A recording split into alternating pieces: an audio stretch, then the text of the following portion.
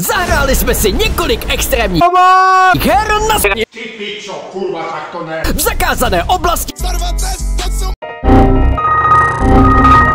s děsivými se super schopnostmi a plno dalších, které v videu uvidíte. Takže rovnou začneme v akvaparku. A pojďme si představit akvaparku. To snad není možný!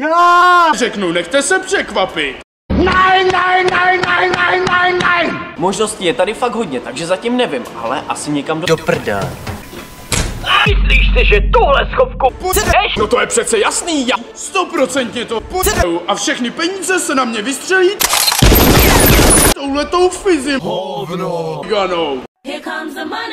Udělám proto ale uvidíme, co vymyslí kluci. No tak rozhodně doufám, že jo. Uvidíme. What? Co bys udělal s výhrou 50 korun? Koupil bych si rozhodně porno. Tak co kluci, jste už prdeli? Jo. Ne! No paráda!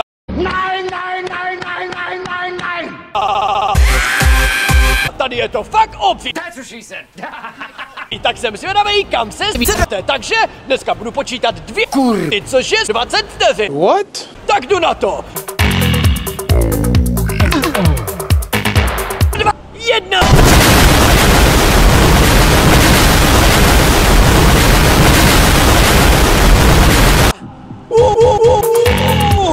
Tak jo lidi, konečně vidím.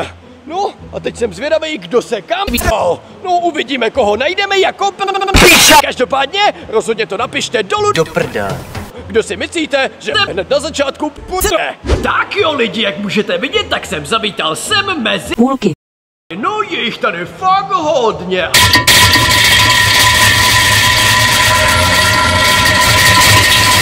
Ale můžeme se vydat třeba touhle cestou. Lidi, ten Fizi je čurák, neposlouchejte ho, je to zmrt.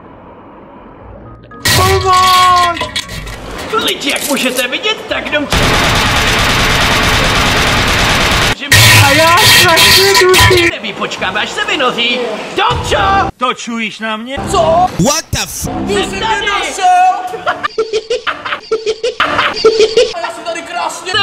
No bohužel, co prohráváš? Hovno. Lidi, vidíte tenhle ten čurák? Tak určitě ne. No, přemýšlím, že by se do něj mohl někdo zvýskat. Tak se pojďme přes tamhle ty schody podívat. Do prda. Lidi, to je divný. Už jsem tady fakt dlouho a zatím jsem fyzio ani nikoho furt neslyšel. Tahle slovka je fakt luxusní, tak snad vyhraju. What? A říkám si, že pokud tady nikoho neobjevím, tak. Tak určitě. Aspoň odsaď budu mít opravdu pěkný kokot.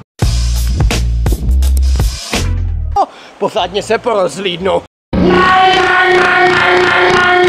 Dívejte se na tohle, nepřijde vám divný, že tahle píša má u sebe éro. Holby, ale teď si mě upřímně zároveň vyděsil.